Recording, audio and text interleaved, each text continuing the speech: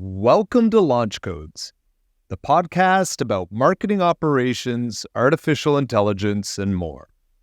Each week, you'll hear from experts as they share insights, stories, and strategies. Welcome to episode 10. I'm your host, Joe Peters. On today's episode, a year in review, the 2023 State of MOPs report. Second, we have HubSpot is a clear bit closer to data dominance. Then we'll go to our community for a question on plotting efficiency when mapping out MOPs plans. And then we have a couple of hot takes on OpenAI turbocharging Chat-GPT and can AI find you a job? LinkedIn says so. So today I'm joined by Lauren McCormick. What are you excited about this week, Lauren? Hey, everybody. Just excited for another conversation with you, Joe. So much to catch up on.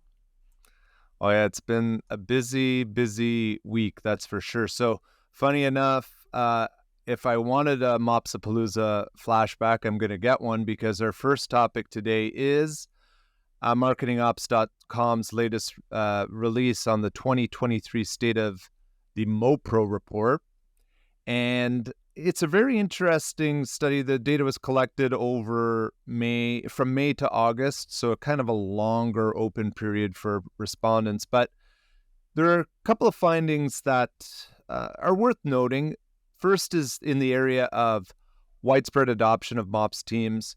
So 88% of orgs over 10 million in ARR or annual revenue, have a dedicated MOPS person team, compared to 64% of orgs under 10 million have a dedicated MOPS person team. So interesting on that first data point. And then a couple of other ones, smaller teams are trending. So we're seeing 31% of participants are a solo team, which Lauren and I were quite familiar with that.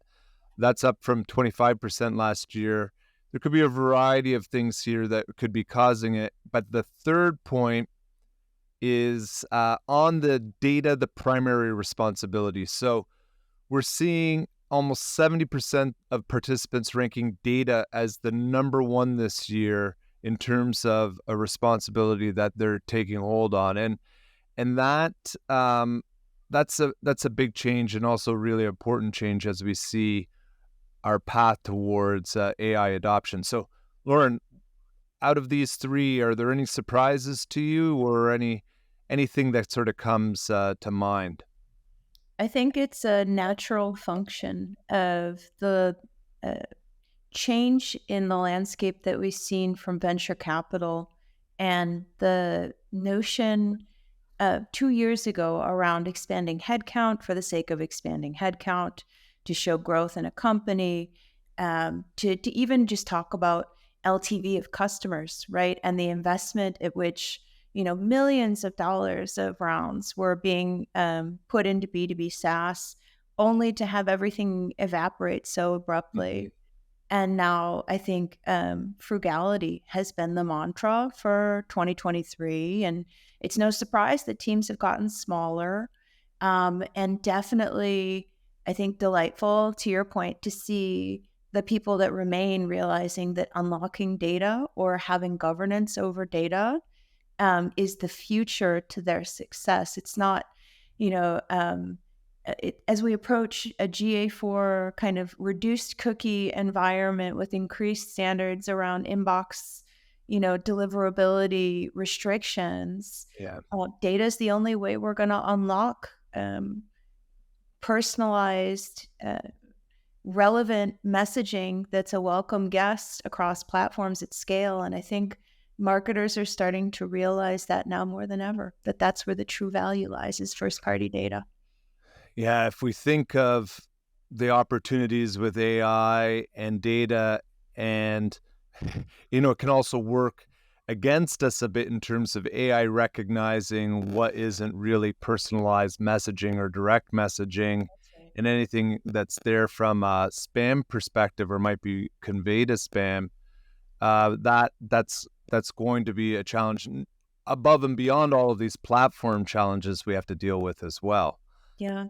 I think even just unlocking the first party data that you have in the now, not necessarily waiting for AI innovation, but taking your first party data around your MQLs, your SALs, your closed one business for the last year and getting it in platform around paid search and social and looking for more of the same. I mean, that's an opportunity at our doorstep now. And I do think that um, years ago, it was hard for me to evangelize. Sometimes it still is with a couple of our clients. I still am having conversations around the intersection between first party data, paid search and social being kind of the quickest way to cash, to revenue, to ROAS, right? Right. But the underpinning foundation, the infrastructure and the architecture to make that happen is MOPs, and people have seen them as disparate categories and functions for so long, but that intersection is so incredibly powerful, and that's where I've spent a lot of my time professionally, is just trying to evangelize around that intersection of data and paid and ops, and it's a really powerful kind of trifecta. If you can get ownership and you can optimize around all 3 points, it's a definite path for growth for the org and for your career. 100%, and for careers. Yeah, and I think that's the important point. One of the topics that came up, I'm going to say several times at Mopsapalooza, was this idea of MOPs being able to take on this function of data ops as well. And I think Right. that's an important thing for people to see. Why not recognize that this is a real opportunity for you in MOPs to have, I'm going to say, which one of our most important battlefields over the next couple of years, if not far into the future. Yeah, I mean, lean into the number, write the charter, be the definitive, group within the org that puts pen to paper. In your session in particular at Mopsapalooza, the notion that who else is better, versed in the organization than marketing operations to own the treaties and to own the rules around engagement with new tech than marketing ops. We're the Right. ones that are innovating in the tools. Heck, we have to be able to explain them to the rest of the org more often than not. So why not take on, some of the opportunity with some of the onus that comes with ownership around these tools? For sure. Well, let's move to another interesting data topic, and that's the HubSpot acquisition of Clearbit, and Yes. and Blowing your what mind. that means for enhancing its AI platform. So last week they announced they were acquiring B2B data provider Clearbit to enhance their platform with third-party company data. And we've been a big fan of Clearbit for a long time, and so I think this is going to be an interesting acquisition in terms of being able to enrich internal customer data with that real-time external context. That kind of a bit of a gap in, well, let's say native HubSpot, how you're going to enrich it through other ways, or it was going to be something else. But I think we also heard that Clearbit rebuilt its data pipeline earlier this year with LLMs at the core, reinventing how it processes, categorizes, and enriches data set. And so I think here's one interesting quote before I turn it over to you, Lauren, was, thanks to this technology, Clearbit was now able to identify and enrich any company or contact data from any country in any language. And that was a quote from CEO Matt Sorensen. So I think this is a really interesting move and pretty strategic in HubSpot's continued, let's say, innovation and advancement as a platform in for marketing operations, well, and other parts of the business as well. I'm so jealous. As I've been a Marketo soul rather exclusively over the years, but dabbled in HubSpot and been tempted, and curious around uh, other platforms. Active Campaign when they had Maria Pergolino join. I've been somewhat curious, but often returned home to my roots. But with Clearbit, this is kind of where that powerful intersection that I was talking about comes into play. Yeah. Yeah, they're owned by HubSpot now, but I wielded Clearbit like a magic sword in 2019 and 2020 to like get into Facebook feeds. Like it would give me the fuzzy match of business emails. I'd come with like a list of 1,000 business emails from my target accounts, and it would give me a fuzzy match and say, here's their likely social profile. And so as people are scrolling through cute pictures of their kids and their nieces and nephews and neighbors on Halloween or over the weekend, and all of a sudden this charming, B2B ad is popping up in a perfectly targeted spot to meet them on the weekends and the evenings when they're relaxed and amiable and Yeah. intrigued. Like, so Clearbit was wonderful then. And I always thought, we had at that time in my tech stack multiple layers of data enrichment tools, and I always trusted Clearbit's enrichment. And I won't name names, right? Yeah. I'll keep it classy. But I Yeah. always trusted their data enrichment the most. But I've always just loved their team. Like there's a few people like Sager, especially over the years, that have just been exceptional. And watching them as a business shift earlier this year to like PLG and to have like, like a free product for all. I'm kind of like, what are you guys up to? Yeah. Why are you stepping back into PLG after being B2B SaaS for paid model for so long? This explains it. Now I have my answers, Joe. Now I know why they Yeah. wanted us all to come on board before, they made this pivot. But I'm really intrigued to see where it's going next.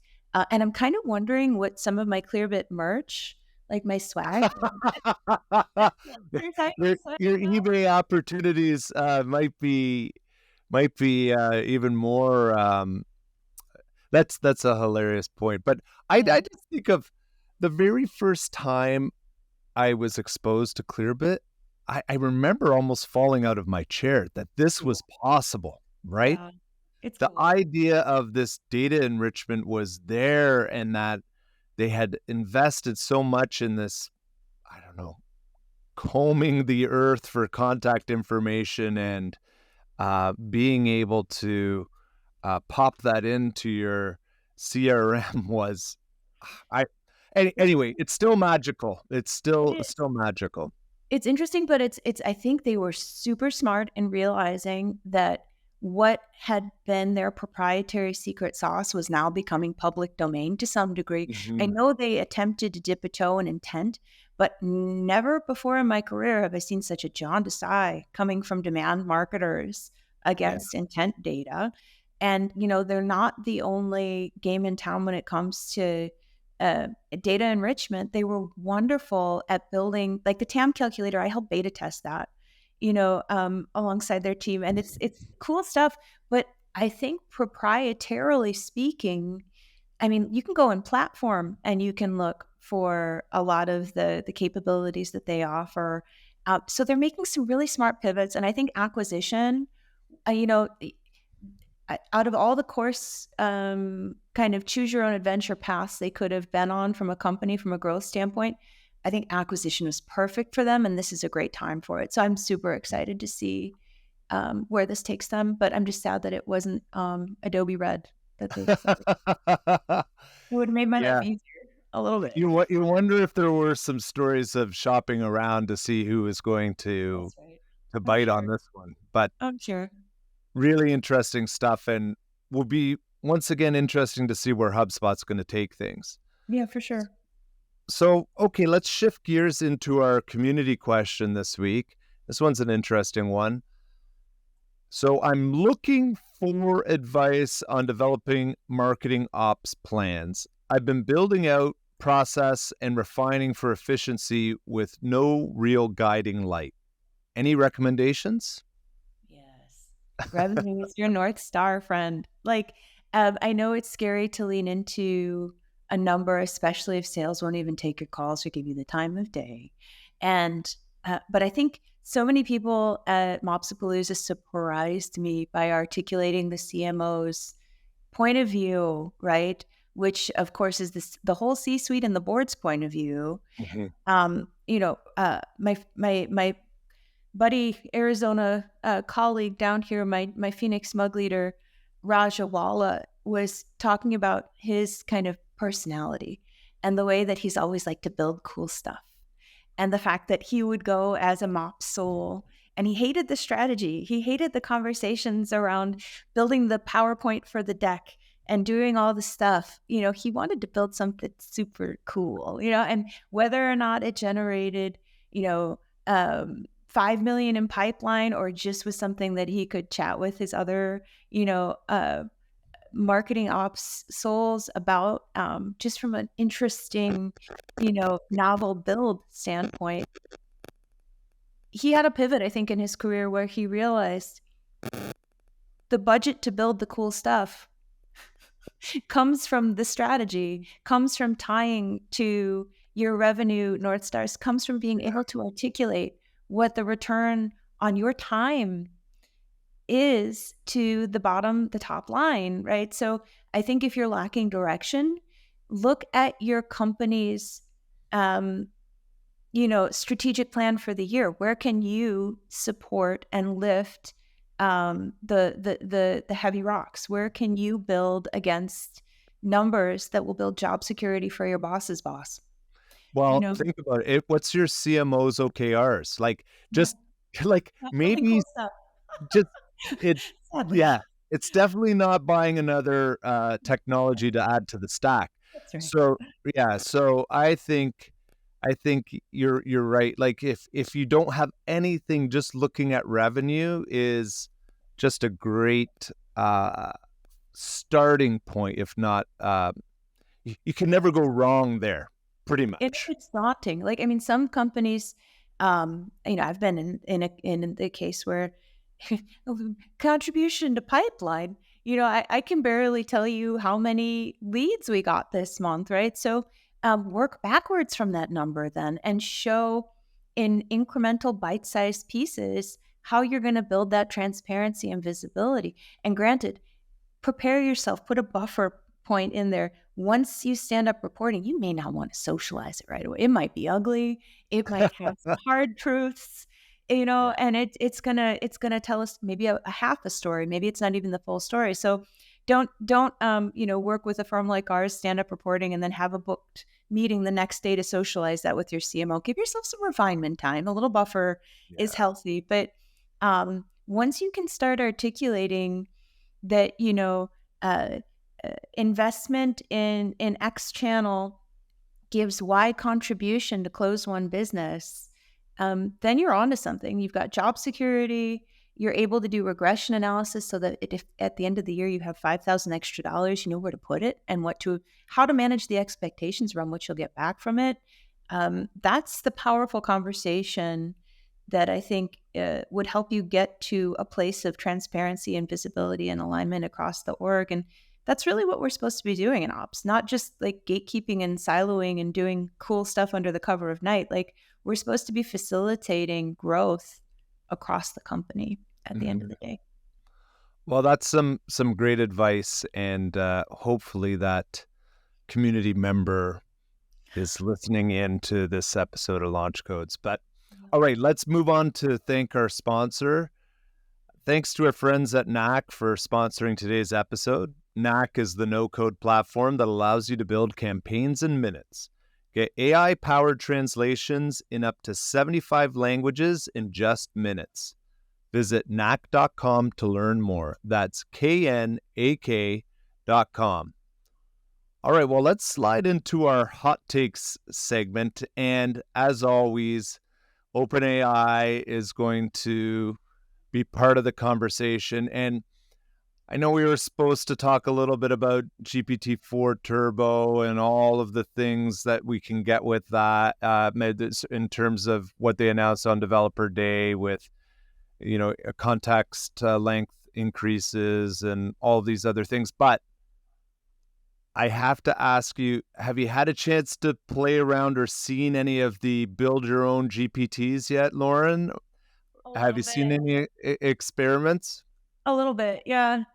Last week, while you were in Anaheim, Lucas, got under the hood. Our our brilliant scientist, our math major gone AI marketing ops genius, was experimenting a bit with training up,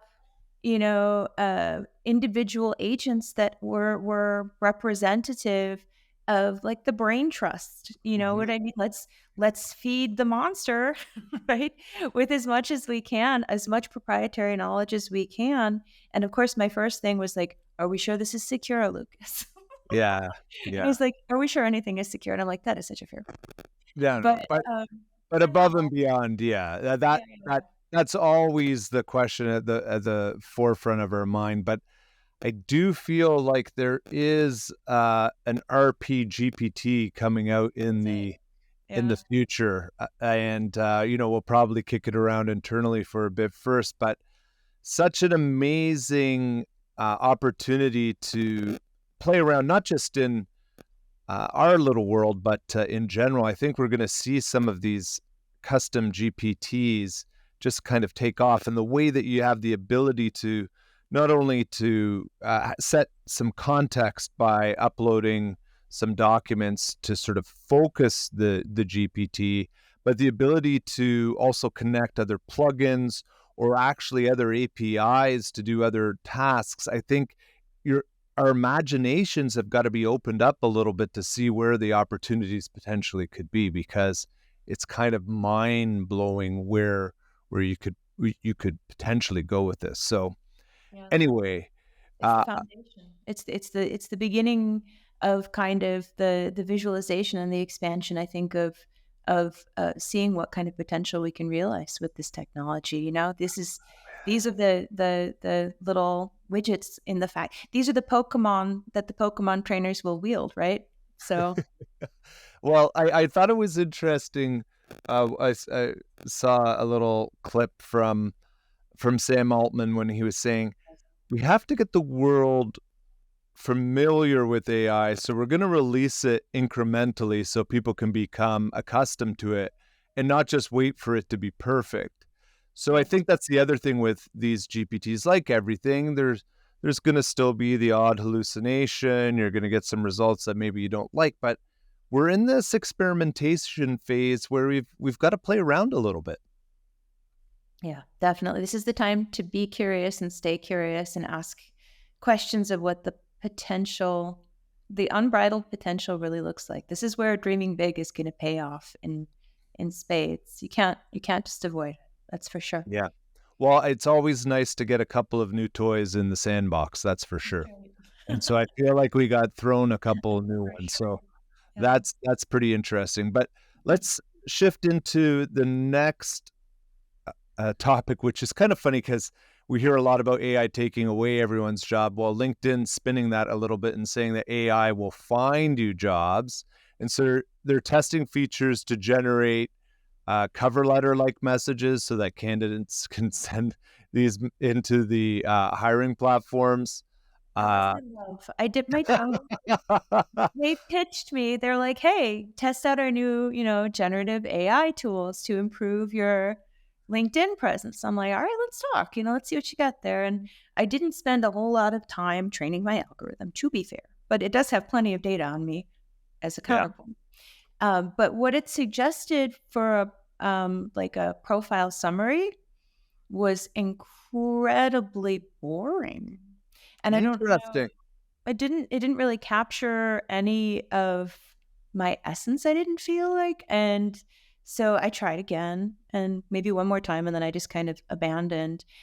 I think, GPT understands me better, maybe because I have a name for my GPT. We have a relationship, but I don't have a relationship with LinkedIn's AI, clearly. They don't get me, and I felt kinda sad about that. I think the last thing you want to do with your cover letter is have anyone on the receiving end think that, oh, this was generated by AI. You That's right. know, like if there's a time to sort of try and stand out now, it's going to be to abandon the AI and trying to make yourself notice. Yeah, So, I think anyway, yeah. probably more to come here, but right now, probably safe to say our hot take is it's a little bit underwhelming. So far, yep.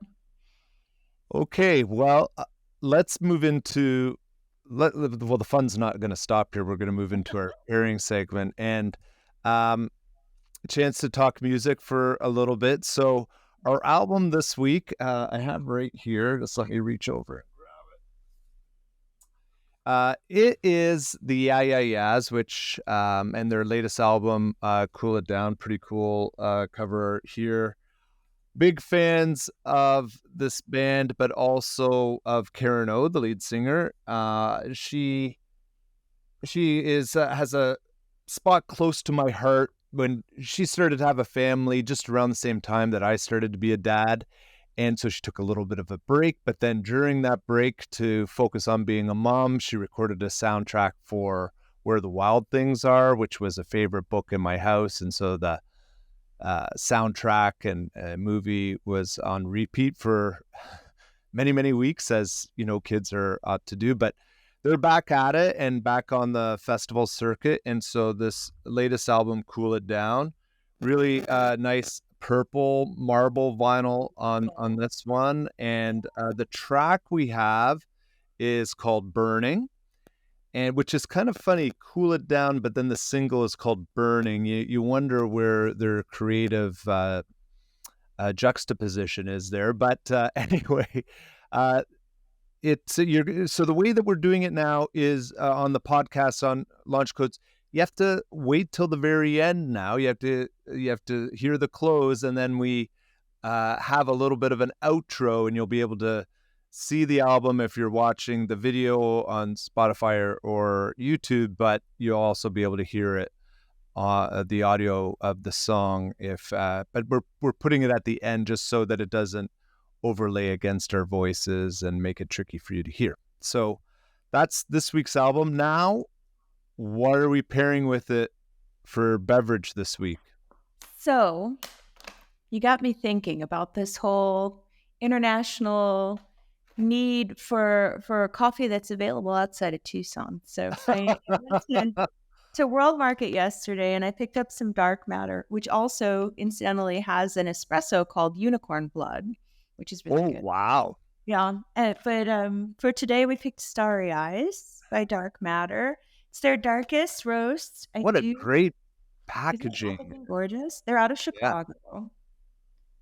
And they're a fun brand. I have to admit, I do like my darker roast here in Tucson a bit more. I thought, considering the complexities of weather and just general Chicagoan nature, having been a Chicagoan for a good long while, that the darkest of dark roasts would come from my former hometown. But this is not a bad cup. I do pick up some brown sugar, and it is their deepest, darkest roast from what I understand. But worth a spin. And I think it should be more geographically available than some of my other choices have been. You know what? I was going to ask you that. Well, that looks delicious, and they get 10 out of 10 on the branding It's beautiful, isn't it? of the pound. Like that is amazing. But I was on the road last week for MOPs at Palooza, and then also did a little jaunt down to check out the San Diego part of the coast, which is really fantastic. But in my hotel room, I've never seen this before.